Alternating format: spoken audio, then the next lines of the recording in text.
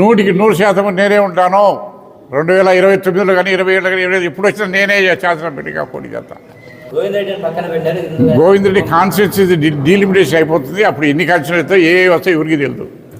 ఇప్పుడు పక్కన పెట్టారా? ఏం లేదు, 100% మా పార్టీలో యాక్టివ్గా ఉంటున్నాను. నిన్న కూడా సీఎం గారు మా మాజీ ముఖ్యమంత్రి మొన్నాడు మంగళవారం మీటింగ్ కూడా పెట్టుకున్నాం మఠంలో. 100% సత్సంబంధాలు ఉన్నాయి, బాగా ఉన్నాయి. 2014-19 మధ్యలో సుధాకర్ యాదవ్ అవినీతి అంతా నా దగ్గర చిట్టా ఉంది అన్నారు.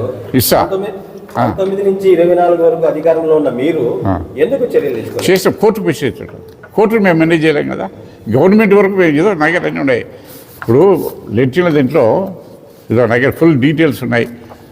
వాళ్ళు ఎవరు వాళ్ళు స్టేట్మెంట్ ఇచ్చినారు. అప్పుడుండే కౌన్సిలర్లు వాళ్ళు డబ్బు తీసుకున్నారు మా దగ్గర నుంచి. మా డబ్బుని మేము కడితే మా గవర్నమెంట్ మాది అని చెప్పి ఏదో ప్రతి ఒక్కరి స్టేట్మెంట్.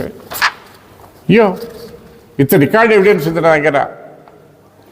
విజిలెన్స్ ఎంక్వైరీ రిపోర్ట్ ఉంది. జైలు పాలైనారు.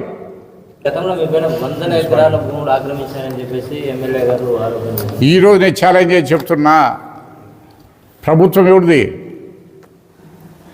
ఇంతకుముందు ఆడ జీవి సంవత్సరం కాడ ఏదో 100 ఎకరాలు ఏదో చేశాడు. ఈరోజు గవర్నమెంట్ పోయినాడు కదా, అప్పుడు గ్రీన్ ట్రిబ్యునల్కి పోయినాడు. కోర్టు ఇచ్చింది, వెరిఫై చేసినారు. రెవెన్యూలు అందరు, ఫారెస్ట్ డిపార్ట్మెంట్ అందరూ చేశారు. తీసుకో, ఉంటే ఎక్కినాను. ఎవరు వద్దటే నిన్ను ఉంటే తీసుకో. ఇప్పుడు నీ గవర్నమెంట్ కదా.